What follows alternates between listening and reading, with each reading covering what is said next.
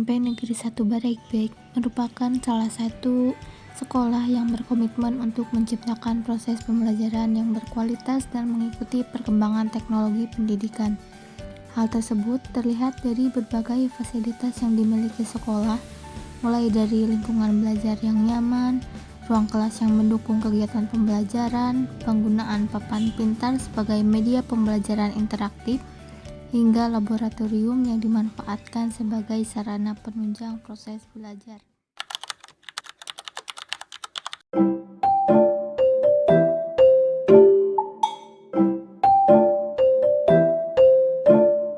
Bagaimana Ibu merencanakan pembelajaran matematika sebelum semester dimulai? Kalau misalnya untuk perencanaan pembelajaran, yang pertama itu pastinya kan kita harus ada silabus ya. Kalau misalnya sekarang bukan silabus, namanya itu ATP. Nah, sebelum ATP itu ada capaian pembelajarannya dulu. Dan setelah capaian pembelajaran, baru kita ke tujuan pembelajaran.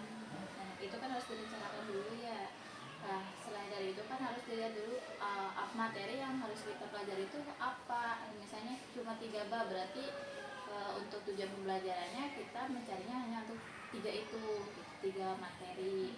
Itu tujuan pembelajarannya. Nanti setelah tujuan pembelajaran sudah dapat, baru kita ke ATP, ya, alur tujuan pembelajaran. Barulah nanti kita bisa langsung ke perencanaan ya, kayak buat apa ya, kalau dulu mah RPP, kalau sekarang mah modul ajar ya, kayak gitu.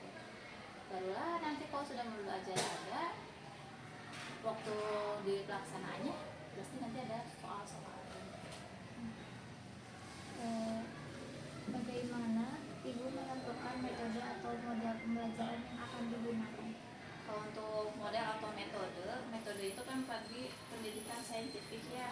Untuk model pembelajaran nanti kita sesuaikan kebutuhan siswa. Tapi kalau di sini model pembelajarannya itu kita menggunakan model kooperatif yang kadang PBL ataupun teacher learning, atau kita fokusnya ke guru. Harusnya sih sekarang kan kurikulum merdeka itu lebih ke siswa ya.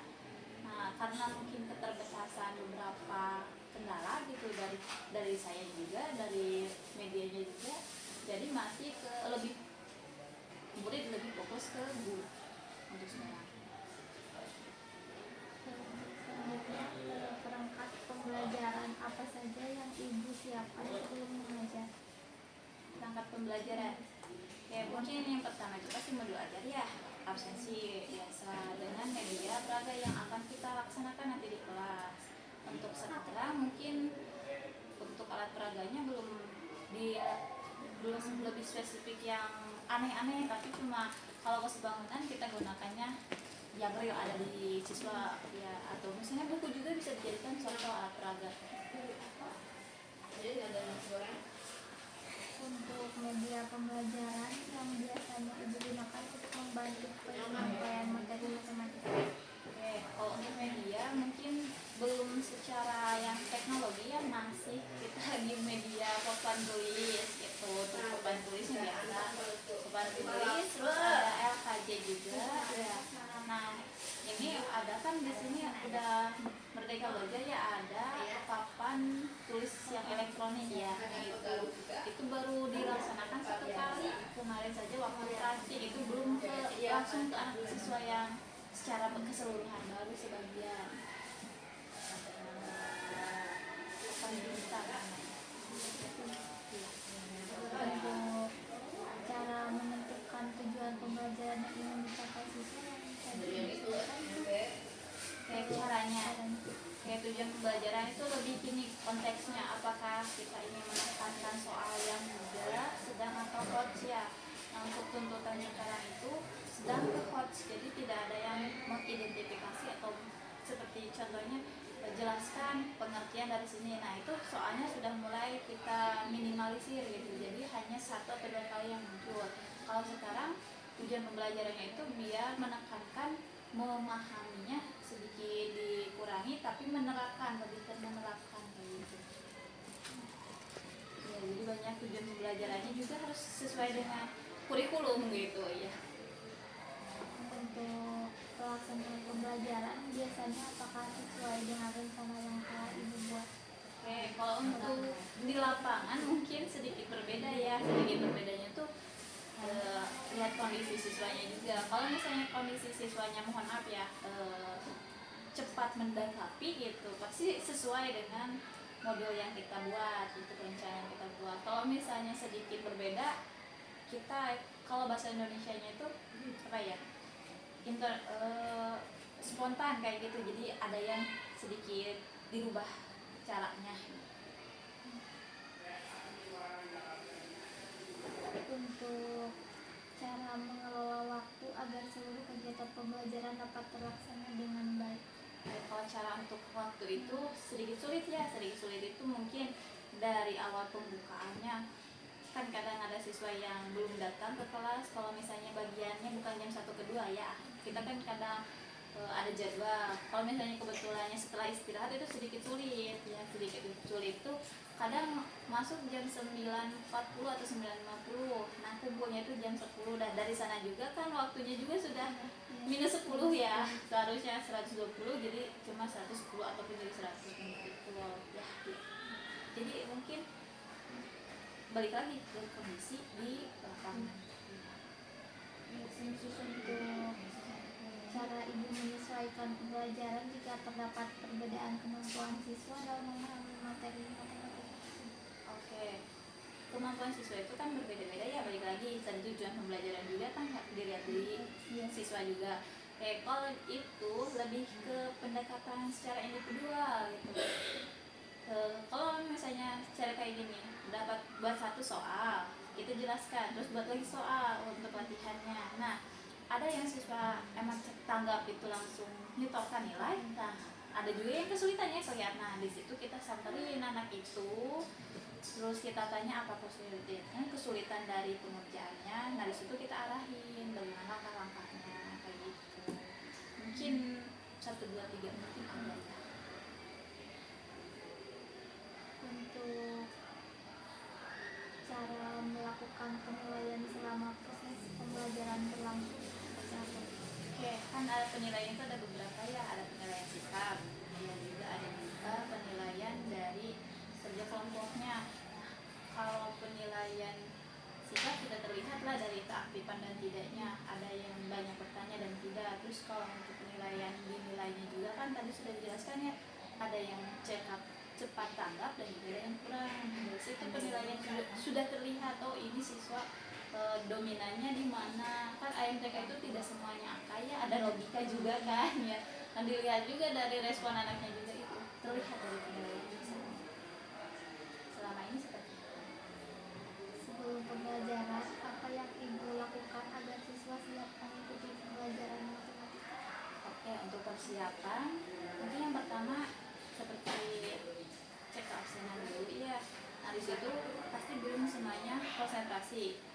Kalaupun jam pagi tetap ada yang nguleng. Nah, berarti kita tes konsentrasinya dulu, mau dengan ice breaking boleh, ataupun kita sapa-sapa ringan boleh. Yang penting mereka sudah bisa merespon kita gitu. Kalau misalnya mereka sudah merespon, berarti sudah siap untuk belajar.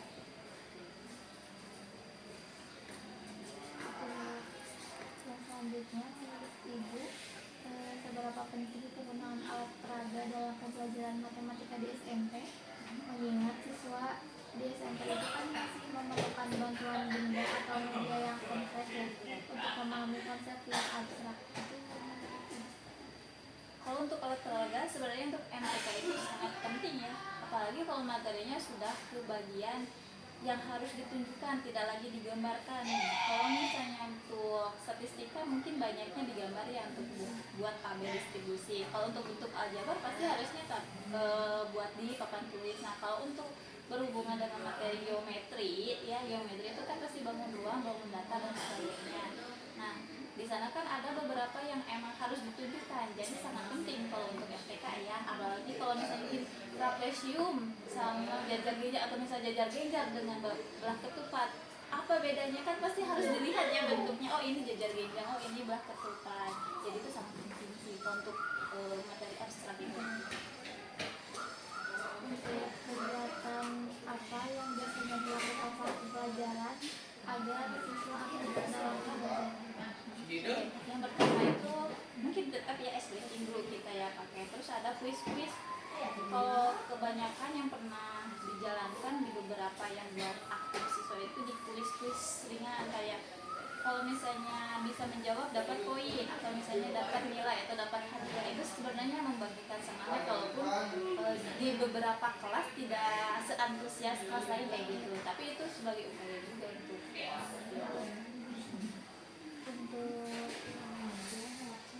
yang ibu lakukan ketika siswa mengalami kesulitan memahami tadi kan melakukan pendekatan secara individual ya. Iya. Kalau di luar pembelajaran apakah ada interaksi selanjutnya boleh. Kalau misalnya saya itu open ya untuk mereka. Kalau misalnya ada yang masih belum dipahami, kalau misalnya bertemu dengan ibu ataupun memang kalian lagi senggang, boleh ataupun ibu lagi senggang, ya saya lagi senggang, boleh ketemu saya, tanyakan apa yang disulitan yang belum dipahami.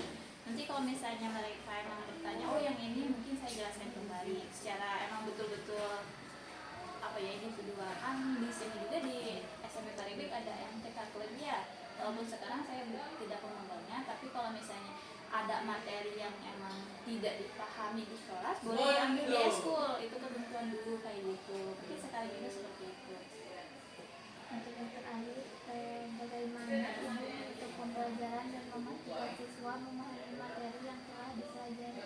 Kalau untuk penutupan dan memastikan siswa, ya biasanya kita itu ada evaluasi ataupun kayak penyampaian rangkuman, ya kayak gini. Hari ini kita belajar mengenai statistika. Nah, apa saja yang kalian pelajari selama belajar di hari ini aja, kayak gitu kan. Jadi penarikan kesimpulan dari anak-anak sendiri, jadi bukan dari ibunya sendiri gitu. Iya, jadi kalau misalnya ada yang bisa menjawab, berarti memang dia mengikuti ya, satu hari itu mengikuti. Kalau misalnya masih ada yang ngulang ataupun masih cuma bisa menjawabnya belajar statistika ini seperti ini, itu juga kan sudah penarikan kesimpulannya. Jadi penutupannya itu bisa dilihat berdasarkan dari kesimpulan.